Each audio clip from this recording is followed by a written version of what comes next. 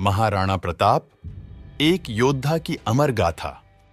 नमस्ते इतिहास प्रेमियों। आज हम एक ऐसे राजा की दुनिया में कदम रख रहे हैं जिनकी धरोहर समय के साथ गूंजती है। महान महाराणा प्रताप, मेवाड़ के सच्चे नायक। आपने शायद हल्दी घाटी की उनकी प्रसिद्ध लड़ाई और अपनी भूमि के प्रति उनकी अडिग निष्ठा के बारे में सुना है, लेकिन क्या आप उन तथ्यों के बारे में जानते हैं जो किंवदंतियों से परे हैं? रुकिए, क्योंकि हम महाराणा प्रताप के बारे में 10 कम झांत तथ्यों में गोता लगाने जा रहे हैं जो आपको सोचने पर मजबूर कर देंगे। क्या मुझे ये पता था? और हां, इस दौरान हम इसे इंटरेक्टिव बनाएंगे। हर तथ्य के बाद मैं आपसे एक सवाल पूछूंगा। अपने उत्तर कमेंट्स में छोड़िए। देखते हैं कौन असली इतिहास प्रेमी है। ढास। पहला तथ्य थोड़ा चौंकाने वाला है। महाराणा प्रताप का जीवन अरावली पहाड़ियों में गुलाबों की सेज नहीं था। वे और उनके सैनिक अक्सर घास की रोटियां खाते थे। हां, आपने सही सुना, घास की रोटियां।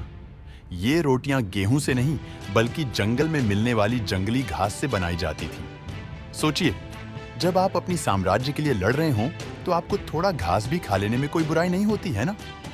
क्या आप घास की रोटियां खाते अगर इसका मतलब अपनी आस्था के लिए खड़ा होना होता, या आप कुछ और पारंपरिक पसंद करते?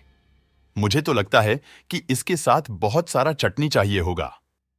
अब एक मजेदार तथ्य। क्या आप जानते हैं कि महाराणा प्रताप एक विशालकाय इंसान थे? वह 7 फीट 5 इंच लंबे थे, जो न केवल उनके समय के अधिकांश लोगों से लंबे थे, बल्कि आज के कई NBA खिलाड़ियों से भी ऊंचे थे। अब इस ऊंचाई के साथ उनके कवर में वजनदार कवच था, जो कि एक सामान्य कार से भी भारी था। ठीक है, शायद उतना नहीं, लेकिन फिर भी। और फिर आप सोच सकते हैं, यह एक वॉकिंग पावर हाउस था। क्या आपको लगता है कि प्रताप एक अच्छे बास्केटबॉल खिलाड़ी होते, या उनकी ऊंचाई उन्हें बहुत सुस्त बना देती? मुझे लगता है वो पूरी ऐतिहासिक शैली में एक जबरदस्त डंक मारते।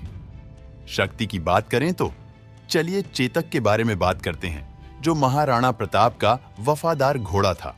लेकिन चेतक सिर्फ एक सामान्य घोड़ा नहीं था, वह एक नीला घोड़ा था जो अपनी गति और समझ के लिए प्रसिद्ध था। हल्दी घाटी की लड़ाई के दौरान चेतक ने प्रताप को खतरनाक इलाकों से गुजरने में मदद की और यहां तक कि एक 22 फीट की खाई को कूदकर पार किया ताकि वह अपने मालिक की जान बचा सके। भले ही चेतक को इस दौरान गंभीर चोटें आईं, उसने यह सुनिश्चित किया कि प्रताप सुरक्षित रहे। अगर आपके पालतू जानवर ने कुछ वीरतापूर्वक किया तो वह क्या होता? क्या वे आपकी जान बचाते, या फिर जब आप नहीं देख रहे होते तो वह आपके स्नैक्स चुरा लेते? मुझे लगता है कि मेरा कुत्ता बस स्नैक्स चुराएगा और फिर हंसते हुए भाग जाएगा। जब हम साहस की बात करते हैं तो हमें 1576 की हल्दी घाटी की लड़ाई का जिक्र करना ही पड़ेगा। महाराणा प्रताप ने 20,000 सैनिकों की छोटी सी सेना के साथ 80,000 मुगल सैनिकों के खिलाफ युद्ध लड़ा। मतलब यह ऐसा था जैसे एक शेर से लड़ा जा रहा हो, लेकिन प्रताप पीछे हटने वाले नहीं थे। ऐसी असमान लड़ाई में उनकी बहादुरी उन्हें इतिहास में अलग बनाती है। क्या आप अगर कभी इस तरह की असमान लड़ाई में फंसे होते तो खड़े रहते, या फिर पहाड़ियों की ओर दौड़ जाते? मुझे लगता है कि मैं शायद पहाड़ियों की ओर दौड़ता, लेकिन प्रताप में जितना साहस था उतना शायद मुझे नहीं। यह एक दिलचस्प मोड़ है। महाराणा प्रताप ने कभी सिंहासन नहीं लिया। भले ही वह मेवाड़ के सही शासक थे, प्रताप ने एक शानदार सिंहासन पर नहीं बैठने का फैसला किया। वह जंगलों और गुफाओं में रहते हुए मुगल शासन के सामने झुके नहीं। इस आदमी ने त्याग की परिभाषा को एक नया आयाम दिया। क्या आप आज के समय में अपने सिद्धांतों के लिए आधुनिक जीवन की सुख सुविधाओं का त्याग कर सकते हैं, या फिर यह थोड़ा ज्यादा हार्डकोर लगता है? मुझे लगता है कि वाईफाई को छोड़ना बहुत कठिन होगा। यह एक आश्चर्यजनक तथ्य है। प्रताप अपने समय में इको फ्रेंडली थे। अरावली में रहते हुए उन्होंने कभी अपने सैनिकों को जंगलों को नुकसान पहुंचाने या प्रकृति का दोहन करने की अनुमति नहीं दी। वह उस भूमि के साथ सामंजस्यपूर्ण जीवन जीते थे जो उन्हें सहायता प्रदान करती थी। आज आप पर्यावरण को बचाने के लिए क्या कर सकते हैं? शायद प्लास्टिक स्ट्रॉ का इस्तेमाल बंद कर सकते हैं। महाराणा प्रताप का भाला सामान्य हथियार नहीं था। यह 81 किलोग्राम का राक्षसी हथियार था। इसे समझने में वक्त लगेगा। 81 किलो और उनके 225 किलो के तलवारें भी जोड़ लें तो मानो वह एक चलती हुई जिम थे। यह आदमी सिर्फ दुश्मनों को मार नहीं रहा था, वह बिना कोशिश के रोज वजन उठाता था। आपने अब तक सबसे भारी चीज क्या उठाई है? शॉपिंग बैग, किसी दोस्त का बैगेज, या शायद अपनी खुद की भावनाएं? अगर मुझे वह भाला उठाना होता तो शायद आधे रास्ते में मुझे एक झपकी लेनी पड़ती। अकबर, मुगल सम्राट, ने महाराणा प्रताप से कई बार संधि करने की कोशिश की थी। उसने दूत भेजे, शांति के प्रस्ताव दिए, लेकिन प्रताप ने कभी समझौता नहीं किया।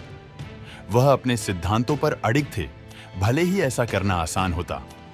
उसकी यह प्रतिरोध भावना प्रसिद्ध हो गई। क्या आप युद्ध से बचने के लिए शांति संधि पर हस्ताक्षर करते, या फिर प्रताप की तरह अपने सिद्धांतों पर अडिग रहते? मुझे लगता है कि मैं पिज्जा के लिए शांति संधि पर बातचीत कर रहा होता। महाराणा प्रताप की आत्मा पीढ़ियों तक जीवित रही। उनके बेटे अमर सिंह ने मुगलों के खिलाफ युद्ध जारी रखा, यह साबित करते हुए कि स्वतंत्रता के लिए संघर्ष कभी समाप्त नहीं होता। प्रताप की साहसिक विरासत ने न सिर्फ उनके परिवार को, बल्कि उनके पूरे राज्य को प्रेरित किया। आपकी जिंदगी में किसने आपको अपने सिद्धांतों के लिए खड़ा होने की प्रेरणा दी? आपके माता पिता, कोई मेंटर, या शायद इतिहास से कोई पात्र जैसे प्रताप? आखिरकार एक चौंकाने वाला मोड़। अकबर ने महाराणा प्रताप की इज्जत की। भले ही वे बिटर दुश्मन थे, अकबर ने खुद यह माना कि प्रताप ही मेवाड़ के असली राजा थे।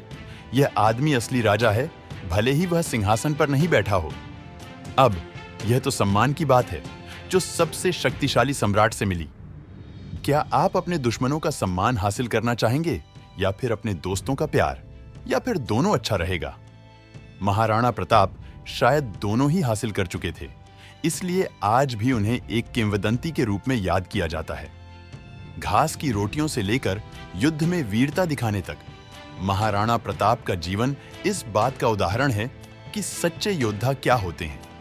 उनका बलिदान, धैर्य और निष्ठा अमर रहेगी। तो महाराणा प्रताप के बारे में आपका पसंदीदा तथ्य कौन सा है? और यह एक मजेदार सवाल है।